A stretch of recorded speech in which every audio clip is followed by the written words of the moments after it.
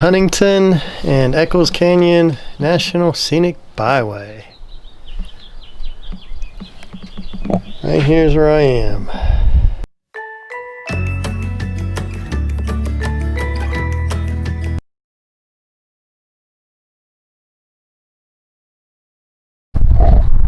Well, I pulled into Walmart here at Richfield, Utah, and there are two RVs I recognize. They don't know me. But if you ever watched Element Van Life, you know Nate.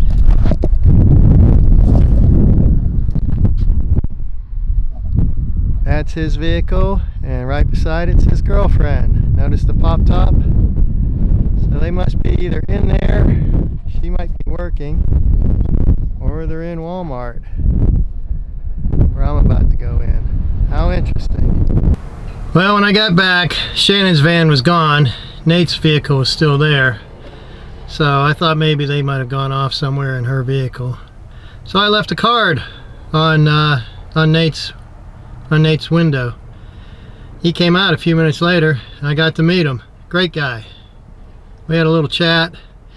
Didn't stay too close to each other because of the times we're in, but we had a good chat. It was great. He's a great guy. Loved talking with him. So I got to meet Nate. Element Van Life. Watch him every Friday when he comes out. Great YouTuber. That was fun.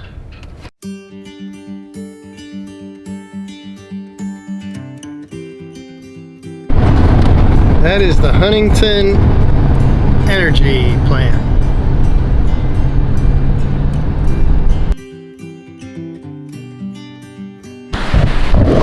Okay. I got about 13, 14 miles on my trip and spotted this lovely campsite. Just knew I had to pull over and take advantage of it. It's free, and I'm right here by a creek. This is water coming out of Electric Lake, which supplies that coal power plant that we passed. And I'll spend one night here, and then tomorrow I'll head on up and look at Electric Lake, I hope. Depends if it's closed. But I have a fabulous camping spot for tonight. I am so happy. And I am back on the road again the next morning, Wednesday morning. Energy Scenic Byway.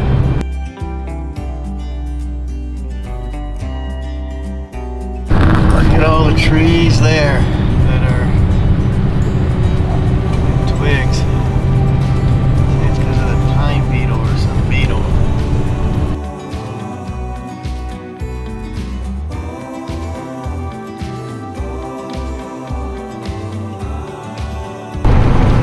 I will say this, there are tons of campsites available, free and some paid. That the pays are only $5, but there are tons of campsites all along Highway 31, this Energy Loop Trail, Energy Loop Scenic Byway. You're worried about camping, finding a spot to boondock? Don't. They're all over here. Of course, some of them aren't good for Class A's, but I mean there are some for Class A's, fifth wheels, but for vans, pop-ups, small trailers, no worries at all. Beautiful places, and a lot of them are right by creeks and rivers. And a lot by creeks and streams. Beautiful place. This is Electric Lake.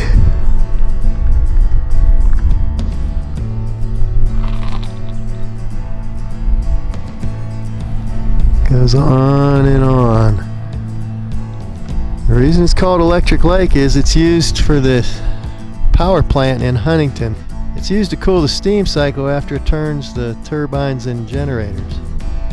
Electric Lake began filling in 1973 when Rocky Mountain Power completed a dam to collect the waters of Upper Huntington Creek and its tributaries.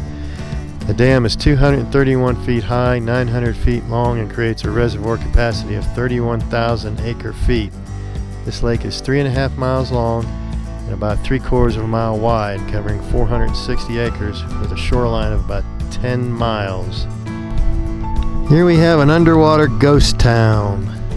Concealed under the waters of Electric Lake lie the abandoned cabins and coke ovens of Connellsville. The first coal mine is what now Emery County. The first town settlers mined coal and cooked it into coke, making them the first commercial miners on the Wasatch Plateau. Until then, pioneers had mined only enough coal for their own use. Workers cooked coal in brick ovens, controlling the presence of air, creating coke. Washed, crushed coal was loaded into the ovens, cooked for 72 hours, and then cooled by water. Workers pulled the coke out of the ovens and loaded it into wagons. Coke burns much hotter than coal and is highly prized for steel making. Snow!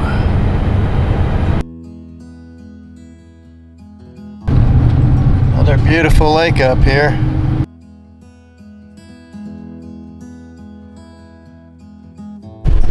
This is the Cleveland Reservoir, and we got sheep down there.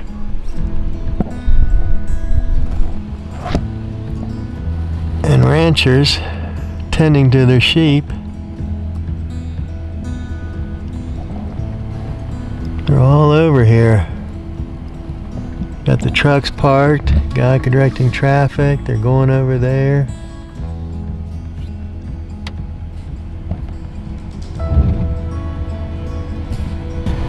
Everyday life here. Bunch of them coming back across the street.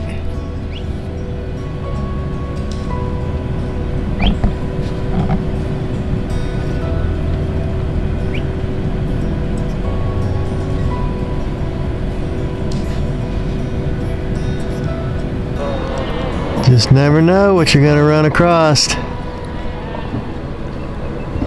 up here in Utah.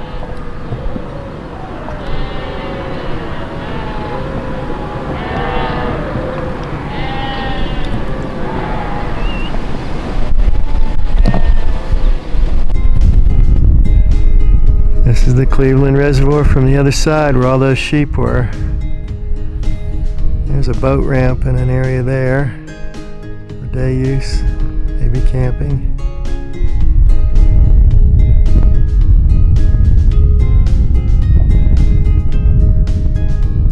Over there's another camping area. Beautiful place. This is a mammoth discovery of 8/8/88. August 8th, 1988. The mud surrounding the mammoth was barely above freezing, acting as a refrigerator for almost 10,000 years. This is the Mammoth Dig site. What happened was his backhoe operator Chris Nielsen was part of a crew reconstructing the dam here at the Huntington Reservoir on August 8th of 1988. The bucket brought up what appeared to be a log. Closer examination revealed that it was bone of a very large animal. The bone was moved to higher ground and authorities were notified. And yep, it was a mammoth, and so the dig began. Columbian bull mammoth. It was 95% complete all the way down to the small toe bones and the bones of the tail.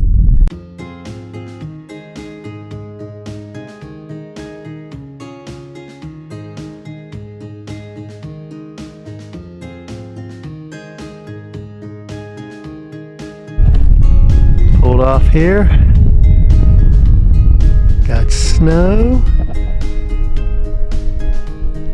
And then a nice beautiful lake down there.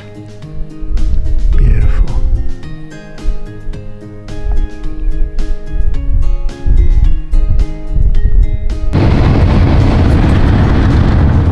All right, winding down the Energy Loop Trail here, coming into the town of Fairview. Nice place, nice drive, beautiful scenes. Well worth it. Nice camping, lots of camping on Highway 31. Well, on to the next venture. Hey everyone, hope you're having fun. I am, and you should be too.